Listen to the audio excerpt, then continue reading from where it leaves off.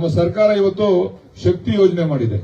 ಶಕ್ತಿ ಯೋಜನೆ ಅಂತಂದ್ರೆ ಇದು ನಮ್ಮ ತಾಯಂದಿರು ಇಡೀ ರಾಜ್ಯದಲ್ಲಿ ಎಲ್ಲಿ ಬೇಕಾದ್ರೂ ಕೂಡ ಉಚಿತವಾಗಿ ಓಡಾಡಬಹುದು.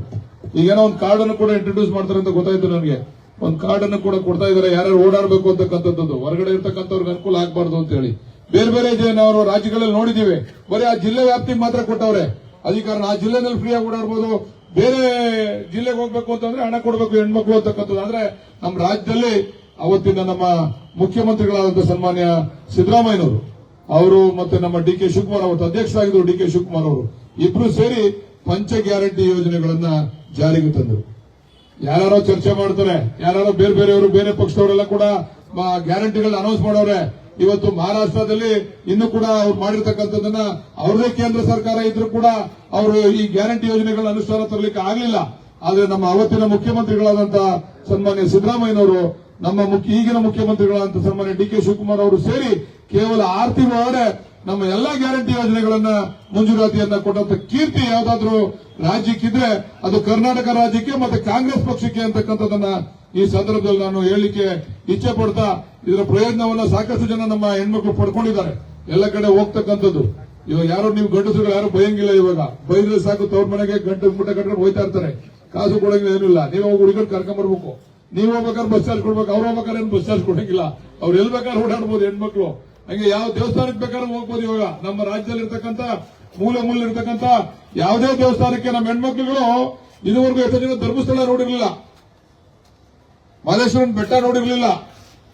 ಇವತ್ತು ಎಲ್ಲ ಕಡೆ ಉಚಿತವಾಗಿ ಧರ್ಮಸ್ಥಳ ನನಗೆ ಗೊತ್ತಿದ್ದಂಗೆ ಎಲ್ಲ ಹೆಣ್ಮಕ್ಳುಗಳು ಚಾಮುಂಡಿ ಬೆಟ್ಟ, ಮಹದೇಶ್ವರನ ಬೆಟ್ಟ, ನಮ್ಮ ಧರ್ಮಸ್ಥಳ ಇವೆಲ್ಲವನ್ನು ಕೂಡ ಬಹುಶಃ ಈ ಯೋಜನೆಯ ಸದುಪಯೋಗ ಪಡಿಸಿಕೊಂಡು ಎಲ್ಲ ನೋಡಿದ್ದಾರೆ ಅಂತಕ್ಕಂಥದ್ದು ನಮ್ಮೆಲ್ಲರೂ ಕೂಡ ಸಂತೋಷ ತರ್ತಕ್ಕಂಥ ವಿಚಾರ ಅಂತಕ್ಕಂಥದ್ದನ್ನ ಹೇಳಿ, ಮತ್ತೊಮ್ಮೆ ಬಿಎಂಟಿಸಿ ಅವರಿಗೆ ನಾನು ವೈಯಕ್ತಿಕವಾಗಿ ಮತ್ತೆ ನಮ್ಮ ಸಾರ್ವಜನಿಕರ ಪರವಾಗಿ ಅಭಿನಂದನೆ ಸಲ್ಲಿಸಿ, ಇದು ಯಶಸ್ವಿಯಾಗಿ ನಡೀಬೇಕು. ಇದು ಕಾಟಾಚಾರಕ್ಕೆ ಆಗಬಾರ್ದು. ನೀವು ಇಲ್ಲಿ ನಿಮ್ಮ ಡಿಪೋ ಇಲ್ಲಿ ಟಿಸಿ ಇರಬೇಕು, ಟಿಸಿ ಪಾಯಿಂಟ್ ಇರಬೇಕು. ಆಮೇಲೆ ನೋಡಿ, ನೀವು ವೈಜ್ಞಾನಿಕವಾಗಿ ಅದನ್ನ ಮಾಡಬೇಕು. ಸುಮ್ಮನೆ ಏನೋ ಒಂದು 4 ಬಿಟ್ಬಿಡೋದು ಹೋಗ್ಬಿಡೋದಲ್ಲ. ನಮ್ಗೆ ಅವಶ್ಯಕತೆ ಇರೋ ಸಂದರ್ಭದಲ್ಲಿ ಬಿಡಿ. ನೀವು ಎಲ್ಲಾ ಸಂದರ್ಭದಲ್ಲಿ ಓಡ್ಬೇಡಿ. ಈಗ 8 ಗಂಟೆ ಆದ್ಮೇಲೆ ಬಸ್ ಇಲ್ಲ ಅಂತ ಹೇಳಿ ಆ ವಾಟ್ಸ್ಆಪ್ ಗ್ರೂಪ್ ಅಲ್ಲಿ ಹಾಕ್ತಾರೆ. ಹೋಗೋರ್ ಬೇಕಲ್ಲಪ್ಪ, ಹಾಕ್ಸ್ತೀನಿ. ನೀವ್ ಹೇಳಿದ ಟೈಮ್ಗೆಲ್ಲ ಹಾಕ್ಸ್ತೀನಿ. 1 ತಿಂಗಳು ಓಡಿಸ್ತೀನಿ. 1 ತಿಂಗಳಲ್ಲಿ ಏನಾದ್ರು ನಿಮ್ಗೆ ಜನಕ್ಕೆ ಅವಶ್ಯಕತೆ ಇದೆ, ಓಡಾಡ್ತಾವ್ರೆ ಅಂದ್ರೆ ಮಾತ್ರ ಕಂಟಿನ್ಯೂ ಆಗ್ತದೆ, ಇಲ್ಲಾಂದ್ರೆ ಸ್ಟಾಪ್ ಆಗ್ತದೆ. ಸುಮ್ಮನೆ ಖಾಲಿ ಬಸ್ ಓಡಿಸಕ್ ಆಗಲ್ಲ. ನಾವು ಡೀಸೆಲ್ಗೆ ಪೆಟ್ರೋಲ್ಗೆ ದುಡ್ಡು ಕೊಡ್ಬೇಕಲ್ಲ. ಜಾಸ್ತಿ ಮಾಡಿದ್ರು ಬೈತೀರಾ. ಈಗೇನೋ ಜಾಸ್ತಿ ಮಾಡ್ತಾವ್ರೆ ಅಂತ ಗೊತ್ತಾಯ್ತು, ರೇಟ್ಸ್ ಎಲ್ಲ ಜಾಸ್ತಿ ಮಾಡ್ತಾವ್ರೆ ಅಂತ ಗೊತ್ತಾಯ್ತು. ಈಗ ಅದು ಇರ್ಲಿ. ಇವತ್ತಿನ ಏನೋ ಯುದ್ಧ ನಡೀತಾ ಇದೆ ಅಂತ ಹೇಳಿ ನಮ್ಗೆ ಡೀಸೆಲ್ ಮತ್ತೆ ಪೆಟ್ರೋಲ್ ಎಲ್ಲ ಜಾಗತಿಕವಾಗಿ ಸ್ವಲ್ಪ ಜಾಸ್ತಿ ಆಗಿರೋದ್ರಿಂದ ಅದ್ರ ಹೊಡೆತ ನಮ್ಮೇಲೆ ಬೀಳ್ತಾ ಇದೆ. ನಾವು ನಮ್ಮ ಕೆಎಸ್ಆರ್ಟಿಸಿ ಇದೇನು ಇದು ಸಾರ್ವಜನಿಕರ ಸೇವೆಗೆ ಇರ್ತಕ್ಕಂಥದ್ದು, ನೋ ಲಾಸ್ ನೋ ಪ್ರಾಫಿಟ್ ಇದರಲ್ಲಿ ಓಡಿಸ್ತಕ್ಕಂಥ ವಿಚಾರ ಆಗಿರೋದ್ರಿಂದ ದಯಮಾಡಿ ಇದರ ಜವಾಬ್ದಾರಿಯನ್ನ ಅವ್ರು ಓಡ್ತಾರೆ. ನಾವೆಲ್ಲ ಸೇರಿ ನಾವು ಸಹಕಾರ ಕೊಡಬೇಕು. ಸಹಕಾರ ಇಲಾಖೆಗೆ ನಾವು ಕೂಡ ಈ ಒಂದು ಇಲಾಖೆಗೆ ನಾವು ಕೂಡ ಸಹಕಾರವನ್ನ ಕೊಡ್ತಕ್ಕಂಥ ಕೆಲಸ ಆಗ್ಬೇಕು ಅಂತಕ್ಕಂಥದ್ದನ್ನು ಹೇಳಿ, ಮತ್ತೆ ನಮ್ಮ ಇದರಲ್ಲಿ ಕುದೂರಿನಲ್ಲಿ ನಮ್ಗೊಂದು ಡಿಪೋ ಎಲ್ಲ ಕೊಟ್ಟಿದ್ದೀವಿ ಜಾಗ. ನಿಮ್ಗೆ ಕೆಎಸ್ಆರ್ಟಿಸಿ ಇದೇ ಎಲ್ಲ ರೆಡಿ ಮಾಡ್ಕೊಳ್ಳಿ. ಉದ್ಘಾಟನೆ ಮಾಡ್ತೀವಿ ಮುಂದಿನ ತಿಂಗಳು. ನೀವು ಬಸ್ ಸ್ಟ್ಯಾಂಡ್ಗೆ 4 ಎಕರೆ ಒಳ್ಳೆ ಜಾಗ ಕೊಟ್ಟಿದ್ದೀನಿ, ಮೈನ್ ರೋಡ್ ನಲ್ಲಿ ಒಳ್ಳೆ ಜಾಗ ಕೊಟ್ಟಿದ್ದೀನಿ ಕುದೂರಿನಲ್ಲಿ. ನೀವು ನಿಮ್ ಇಂಜಿನಿಯರ್ ಬಂದು ನೀವು ಪ್ಲಾನ್ ಮಾಡ್ಕೊಳ್ಳಿ. ನಾವು ಬಿಎಂಟಿಸಿ ಡಿಪೋ ಮಾಡಬೇಕು ಅಂತ ತೀರ್ಮಾನ ಮಾಡಿ ಲೆಟರ್ ಕೊಟ್ಟಿದ್ದೆ. ಬಿಎಂಟಿಸಿ ಡಿಪೋ ಅಲ್ಲೇ ಮಾಡೋಣ ಅಂತ ಹೇಳಿದ್ರು ನಮ್ಮ ಅಧಿಕಾರಿಗಳು. ಈಗ ಅದು ಬೇಡ, ಅದು ನಾವು ಮಾಗಡಿಲೇ ಕೊಡ್ತೀವಿ ಜಾಗ ಬಿಎಂಟಿಸಿ ಅವ್ರಿಗೆ. ಇಲ್ಲಿಂದಾನೇ ಆಪರೇಟ್ ಆಗಲಿ ಬಿಎಂಟಿಸಿ. ಅಲ್ಲೊಂದು ಡಿಪೋಗೆ ಎಲ್ಲ ಸ್ಯಾಂಕ್ಷನ್ ಆಗಿದೆ. ಹಿಂದೆ ರಾಮಲಿಂಗ ರೆಡ್ಡಿ ಅವ್ರ ಕಾಲದಲ್ಲೇನೆ ಅದಕ್ಕೆ ಚಾಲನೆಯನ್ನು ಕೊಟ್ಟಿದ್ದೇವೆ.